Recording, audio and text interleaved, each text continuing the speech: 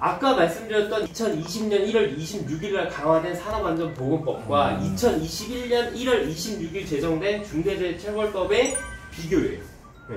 이거는 뭐 앞에서 이제 말씀드렸다시피 훨씬 더 강화됐다. 그리고 그 범위가 이 사업과 관련된 모든 사람이고 이제 처벌 수준은 이제 징벌적 처벌로 간다라는 건데, 사실 아직까지도 우리나라의 이 처벌 수위는 OECD 회원국보다 훨씬 더 낮은 수준이라고 해요. 이것도. 그러니까 이거에 이제 다행이다 안 도와할 게 아니라 당연히 이런 일 우리가 발생하면 안 되는 거잖아요. 우리가 이거를 돈 벌려고 하는 거고 어떤 나의 꿈을 위해서 하는 거지. 예, 누군가가 우리 비즈니스를 하다가 죽는다라는 거 예, 너무 끔찍합니다. 네. 그래서 이제 법적 근거를 좀 이렇게 정리를 해봤는데요. 형법상 일단 제268조에 의해서 5년 이하의 징역 또는 2천만 원 이하의 벌금이 있고요. 민법상 책임도 민법 제750조에 고의 또는 과실로 인한 위법행위로 타인에게 손해를 가한다는 그 손해를 배상할 책임이 있다라고 규정되어 있어요. 그리고 산업안전법상 제167조에 구속수사 사용중지 명령, 작업중지 명령을 내릴 수 있는 것도 있고요. 그리고 이게 중대재해처벌법이에요. 그래서 1년 이하의 징역 또는 10억 원 이하의 벌금이 기업주의 책임으로 존재하고 있다라는 거 반드시 아셔야 되고, 그렇다면 우리가 할 수 있는 건 뭐냐? 네, 살펴볼게요. 자, 형법상 책임, 산업안전법상 책임, 그 다음 중대재해처벌법, 요거는 당연히 우리 ISO 45001을 도입함에 따라서 예방을 하는 게 당연히 필요한 거죠. 그래서 우리는, 그러니까 우리 영업하시는 분들, 우리 이제 이렇게 고객 뭐 컨설턴트들 분들은 다 이거를 정말 의무감을 가지고 전도해야 된다고 저는 생각해요. 그래서 ISO 45001을 도입함에 따라서 안전보건 교육을 강화하고, 근데 교육만 강화하면 안 되잖아요. 그 안전보건에 대한 정말 그 시정조치가 있다면, 시정조치 해야 될 게 있다면 그걸 시행해야 되는 게 가장 중요하지 않나라는 생각이 좀 듭니다. 그리고 민법상 책임은 단체보험 가입해야 되는 거죠. 단체보험 가입은요, 진짜 이거는 선택이 아니에요. 필수예요, 필수. 그래서 기업주 리스크를 해지를 해야 되는 거고, 근데 이제 여기서 딱 보면 기업주 리스크를 해지한다면 또 이제 우리 고객님들만을 위한 그런 거 또 그런 게 아니라, 당연히 생각을 해보세요. 이제 만약에 단체 상해보험을 가입하지 않은 사업장에서 내가 일하다가 근로자인데 뭐 이제 산재를 당했어요. 그러면 기업주가 돈이 없다고 민사상 책임을 지지 않는다고 한번 고려해보세요. 정말 상상하기도 싫습니다. 그런 것들을 통해서 이제 우리는 이런 리스크, 그러니까 근로자와 기업주의 모든 입장에 대한 리스크를 해지할 수 있기 때문에 필수예요. 그래서 저희 기업금융인증평가원은 이제 고객님들께 이제 그 중간 보고서 나갈 때 저희들 그 호프만 기수 이제 적용해서 기업주의 어떤 민사적 책임이 어느 정도가 존재하는지에 대해서 저희들이 계속 고객님들께 안내해드리고 있어요. 그래서 그런 거 좀 참고해 주셨으면 좋겠고, 네. 근데 이제 이런 질문들을 많이 해요. 그런데 우리 사업장은 산재 있어요. 산재 있는데 뭐 단체보험 필요하냐고, 산재 다 해주는데. 네.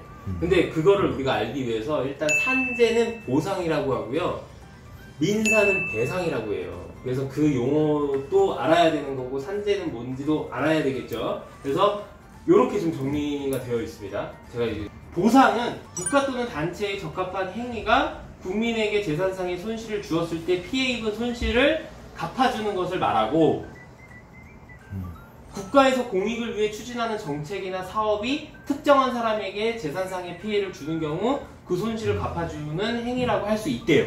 와, 말이 너무 어려워요. 이게 배상은 남의 권리를 침해한 경우 피해를 입은 상대방에게 그 손해를 물어주는 것으로, 주로 불법행위로 인해 입은 손해를 갚아주는 것을 말한대요. 즉 잘못된 국무수행으로 국민이 손해를 입거나 개인의 잘못으로 누군가가 손해를 입은 경우 이를 갚아주는 행위라고 한대요. 그래서 그 차이점에 대해서 이제 정리를 좀 해본 거고요. 여기서 중요한 건 책임 유무인 것 같아요. 이거는 산재 보상은 책임질 사유가 불필요하고 그 주체가 이제 뭐 국가인 거예요. 그래서 우리가 국가에서 이제 보상을 해주는 거고 요건만 갖춰진다면 당연히 보상이 나가는데 이거는 주체가 가해자인데 책임질 사유를 요한다라는 거죠. 그러니까 그만큼 책임의 범위가 넓다라고 이제 이해해 주시면 될 것 같고, 그래서 산정금고는 민사 합의금에 의해서 우리가 배상을 해줘야 되는 책임이 있다 라는 거.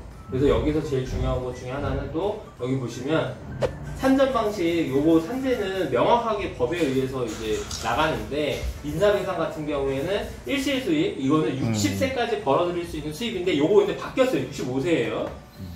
그리고 노동력 상실률을 곱하고 회사 과실률을 곱해서 이제 정해집니다. 그래서 이거를 누가 주는 거예요? 사업주가 주는 거예요, 이거를. 그래서 뒤에서 좀 살펴보긴 하겠지만, 요거는 산재 우리가 가입했으면 다 사대보험 가입되었으면 이거 뭐 의무로 돼 있잖아요. 그래서 이건 나가요.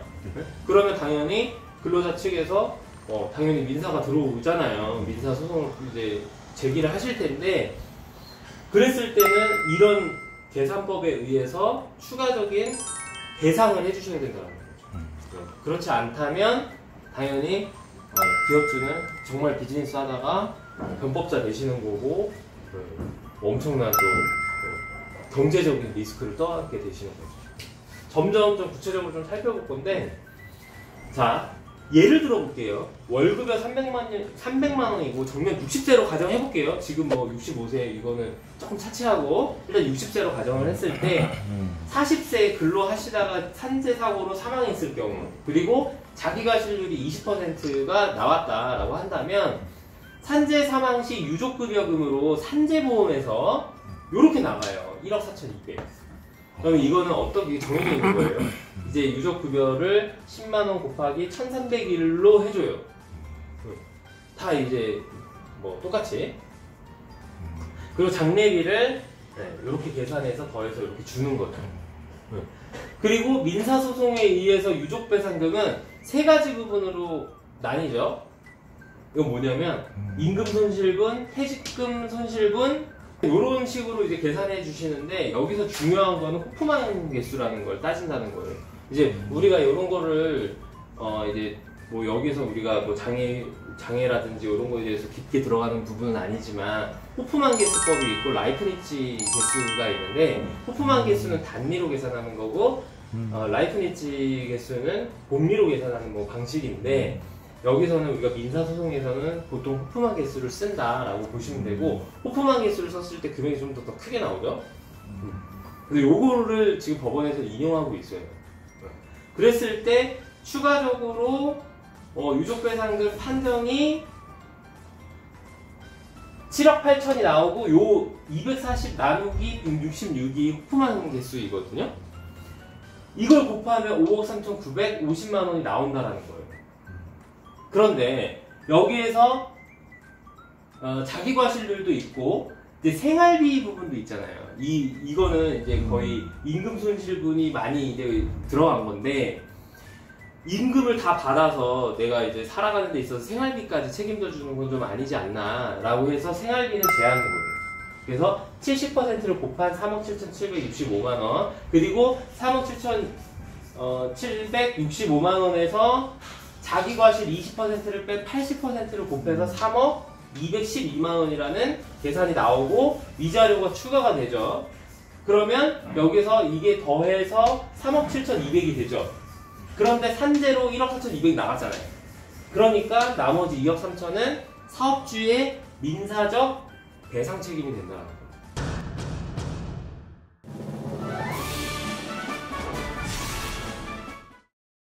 네, 지금까지 정보가 유용하셨다면 구독과 좋아요 부탁드리겠습니다. 기업금융인증평가원은 함께 하실 분들을 찾고 있습니다. 그래서 저희 밴드 운영 중인데 그곳에 여기 제가 띄워드릴 테니까 참여해 주시면 되고요. 사업주 분들께서 궁금하신 점이 있으면 저희 오픈 채팅방 카카오톡을 통해서 문의 주시면 감사하겠습니다.